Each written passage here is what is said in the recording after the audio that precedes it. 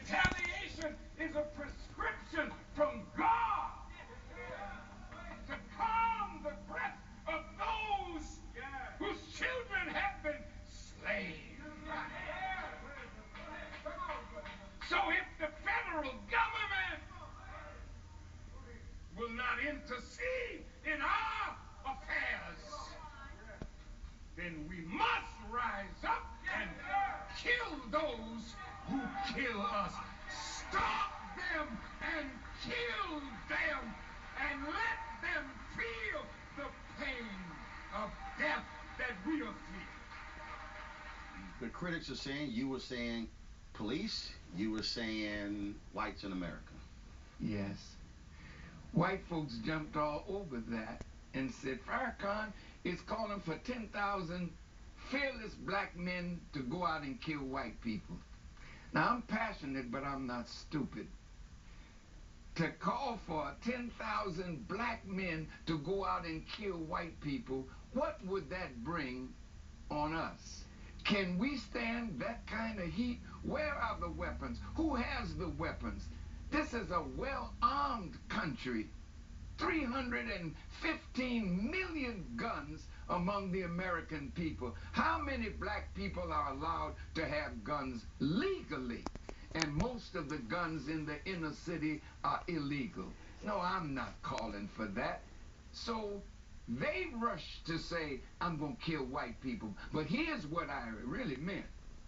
You know, and I know, and black people know that white policemen kill us. The prosecutors are liars, the judges are liars, the forensic specialists, all are conspiratorial in getting a white person off. They have killed us, but they've never had to pay the price. The law of retaliation that's in the Bible and in the Quran says it is a prescription.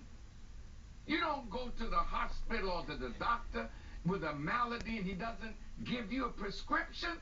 A prescription for us is those who kill us and seem to get away with it.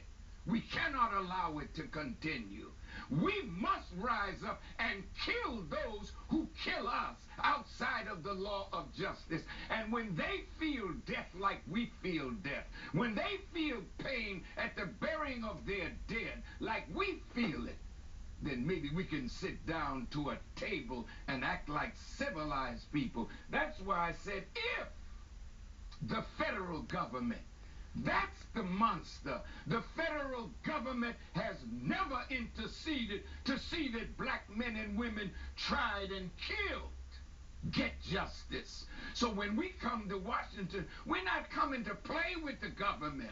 We're not coming to play with the forces that take life out of us. And neither are we going to play with the life in the black community that's killing us. So I said, the 10,000 fearless, we're going to be inside our community, standing between the guns of the gangs.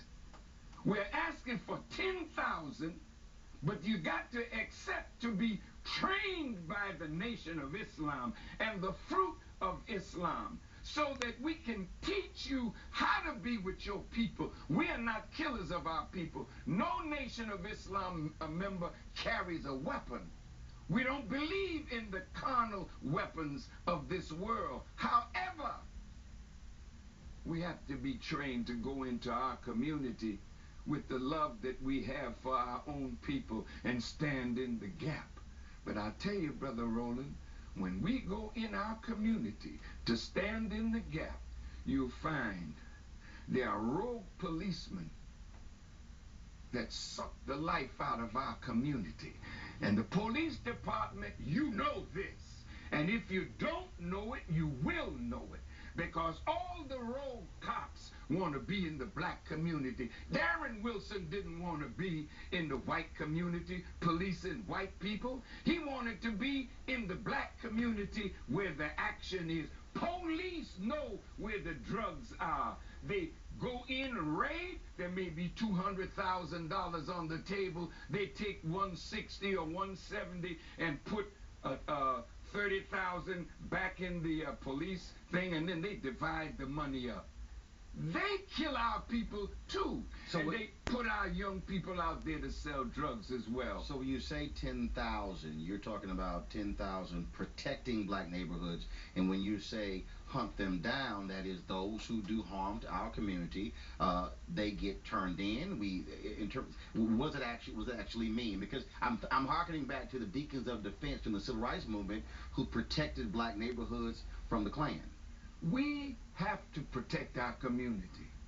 Our elderly need to be able to walk in peace.